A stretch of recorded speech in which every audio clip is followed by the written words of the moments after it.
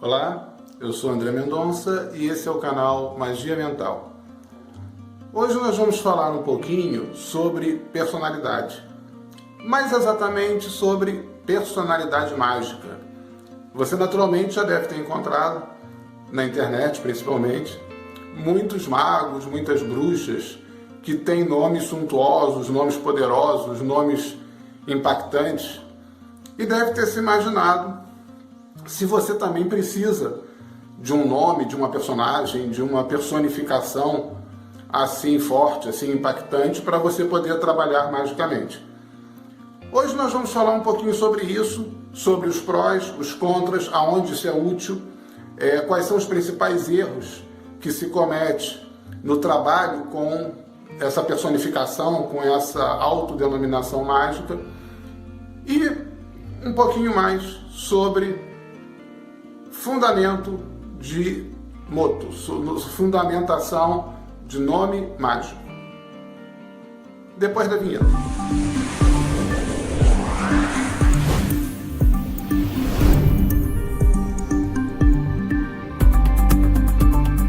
Nomes mágicos.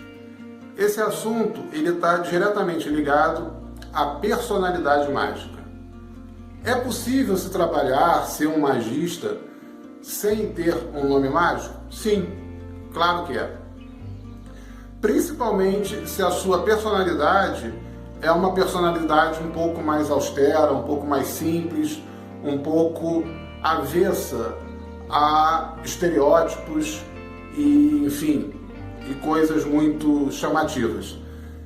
Se você tem essa natureza, se a tua personalidade é essa, provavelmente você trabalhar com aquele nome que te deixa confortável seja uma boa ideia. Veja bem, antes de você ter uma personalidade mágica, antes de você decidir se deve ou não utilizar um nome mágico, um nome impactante, você precisa se conhecer. Isso aí é chover no molhado. A questão do autoconhecimento, ela vem antes da tradição, ela vem antes da ordem, ela vem antes da religião. Você precisa primeiro definir os seus valores de uma maneira absolutamente individual.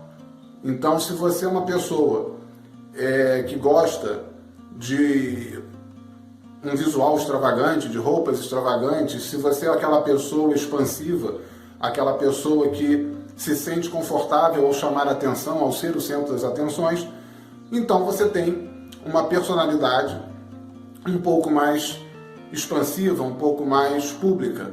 Se você já é uma pessoa que não se sente confortável com uma roupa um pouco mais com alguns detalhes a mais, que não gosta de ser o centro das atenções, que prefere trabalhar as suas ideias de uma forma um pouco mais isolada e se possível, que uma outra pessoa as exponha publicamente, por exemplo, no teatro, tem pessoas que se sentem muito mais confortáveis em escrever e colocar os atores sob as luzes do palco, e existem pessoas que preferem ser os atores sob as luzes do palco. Esse conhecimento é importante. Quando você tem uma boa formação, quando você tem uma boa consciência dessa sua natureza, fica mais fácil até você decidir se deve ou não utilizar um nome mágico ou até mesmo qual o nome mágico. A segunda coisa muito importante a esse respeito é a maneira como você vai utilizar. A gente tem uma certa ilusão, a gente acredita num certo mito de que os nomes indígenas são nomes que necessariamente têm um significado, que têm algum tipo de até superstição sobre alguns aspectos, de nuvem branca, águia dourada, touro sentado. Mas para pensar, todos os nomes têm essa característica em qualquer civilização, inclusive na nossa. Se você pegar os principais nomes da nossa cultura e pesquisar no próprio Google, você vai ver que você facilmente encontra o significado por trás de André, de Marcelo, de Pedro, enfim, Eric, de qualquer outro nome. Também sabemos que a utilização de um nome ela tanto pode trazer determinadas características mais para próximo de nós, e esse é o uso daquilo que alguns magistas, alguns pensadores trabalham como nome da arte, que é usado em algumas ordens para se atingir uma determinada qualidade, para se conseguir uma determinada qualidade que nos seja necessária. Então é um nome que você utiliza de maneira temporária, durante alguns graus, durante um grau, em alguma ordem, ou durante algum período de tempo, até que a essência daquele nome seja absorvida. Então, se você é uma pessoa que precisa de um pouco mais de autoestima, você pega um nome que tenha uma predominância desse sentimento, dessa postura, e passa a usá-lo. Isso tem um pouco a ver com aquele exercício que na primeira playlist, na playlist teórica, nós falamos de vestir uma personalidade mágica, né? De se comportar com uma determinada postura para tentar modificar, no sentido dessa postura, o nosso comportamento, a nossa maneira de pensar. O nome que se usa pode funcionar dessa forma, porque ao usar o nome, você meio que, de maneira subconsciente, veste aquela personagem, veste aquela ideia e ajusta o seu comportamento para ficar um pouco mais afinado. Isso é muito bom, isso é muito útil, e uma vez atingido, você para de usar e passa a um outro estágio. Esse é o processo que normalmente se usa dentro de ordens.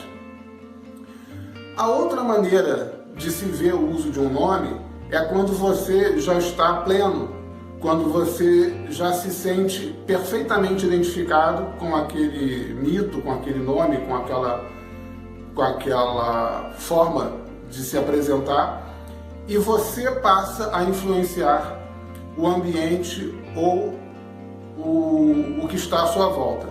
Então, por exemplo, quando você assume um nome de uma deidade que, por natureza, tem uma carga de agressividade muito forte, uma vez que você esteja usando esse nome, esteja vestido dessa configuração, o ambiente onde você entra recebe essa energia, se torna um pouco mais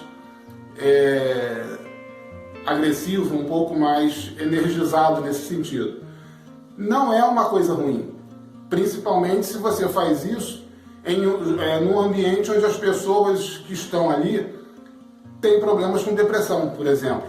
Então você tem um grupo de pessoas com diferentes graus de depressão, de apatia, de indolência, e você entra trazendo essa energia de guerreiro, essa energia de combate, você ajuda a equilibrar. Então você não vai tornar as pessoas, não vai fazê-las passar de deprimida para uma pessoa completamente fora de controle. O que você vai fazer é energizar, dar alguma motivação para que essas pessoas tenham algum tipo de ânimo, algum tipo de reação e talvez se alimentem, talvez tomem alguma medida para sair daquele estágio.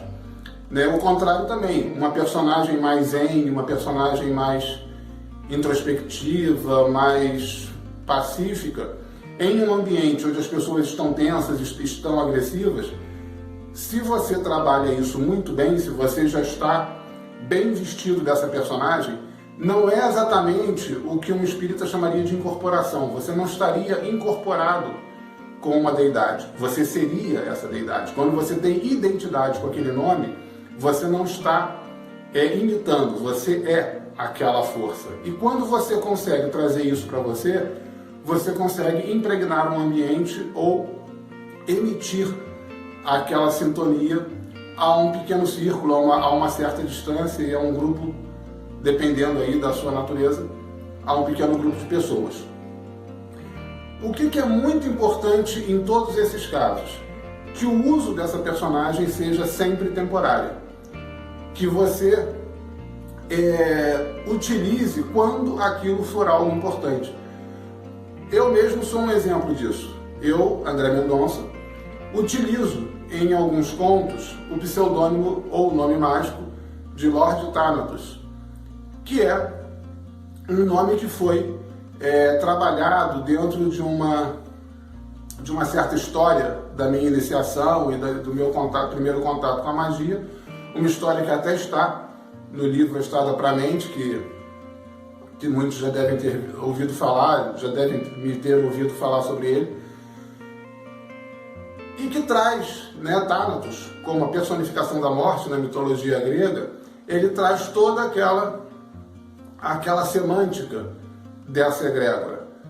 Thanatos, claro, ele é aquela morte suave, então não é exatamente uma energia de combate. Quando eu tenho que fazer o lançamento de um livro, que eu assino com esse nome, quando eu tenho que fazer um ritual onde eu tenho que trazer essa personificação, trazer essa postura mental para a minha prática, porque isso acrescenta informação, isso enriquece o meu ritual, eu tenho determinados paramentos, determinados comportamentos que eu assumo, que fazem com que eu me torne Lord Thanatos. Eu então faço a prática que eu tenho que fazer, faço o ritual, enfim, eu participo do evento que eu tenho que participar com essa personagem, e ao final, assim como a roupa que eu utilizei, eu tiro a personagem e volto a ser André Mendonça. Essa desconexão com a personalidade mágica, ela sempre é importante, porque você pode ter uma identidade muito forte com uma egrégora, com uma deidade ou com uma personagem que seja, nunca essa similaridade vai ser 100%. Então, sempre vai haver uma certa diferença entre o que aquela personagem representa, o que aquele mito representa, e você. Por mais que você tenha uma grande afinidade, sempre vão haver pontos em que vai haver algum tipo de discordância, algum tipo de diferença. Então você utiliza naquele momento, utiliza durante práticas, durante eventos, ou mesmo durante períodos em que isso seja algo útil, e você deve sempre saber como despir essa personagem e voltar a ser você. Até porque o próprio exercício de você sair de uma personagem para outra e voltar a ser você, te ajuda a manter um centro, a manter uma certa visão mais clara das posturas e dos processos pelos quais você está passando, com os quais você está trabalhando. Lembrando que os nossos vídeos agora são sempre aos sábados. Então, sábado que vem, 10 horas da manhã, nós vamos trazer aqui um outro vídeo, especificamente no dia 2 de novembro, claro, um tema especial. Eu sou André Mendonça, esse é o canal Magia Mental. Um forte abraço.